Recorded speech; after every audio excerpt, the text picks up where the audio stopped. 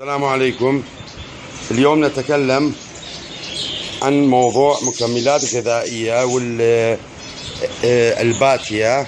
من قبل تأكدنا على الخلطة البذور، أي نوع من أنواع الخلطة البذور بقوانين الأوروبية أو السوق الأوروبي المشترك يكون سنة الإنتاج والانتهاء سنة واحدة فقط، لا أكثر ولا أقل، وهي تكلمنا فيها. اليوم نتكلم عن مكملات غذائية بجميع أنواعه.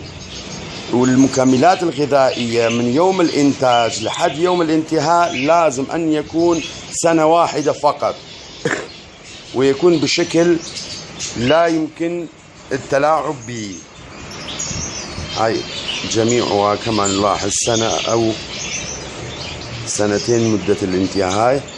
هاي وصلتنا سنة 2015 وهاي وصلتنا سنة 2016.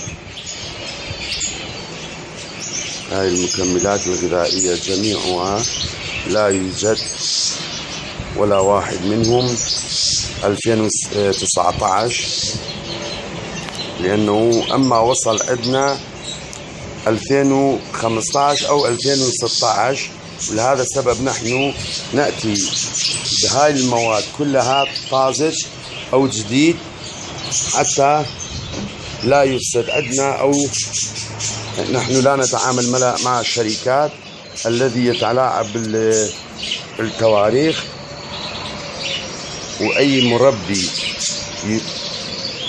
لديه الرغبة بأن يرى القوائم يوم الإنتاج وكلها مكتوب بالورقة المنشأ والورقة الصحيح.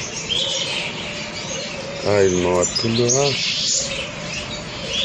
موجود.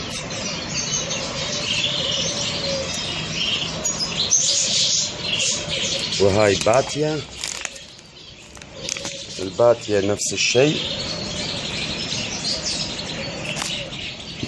هو موجود، تاريخ الإنتاج والانتهاء.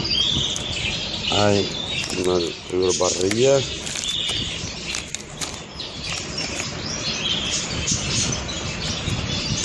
وهاي فانيتي فود.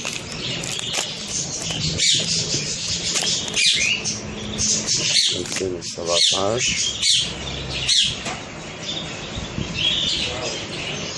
وهاي مال البلابل.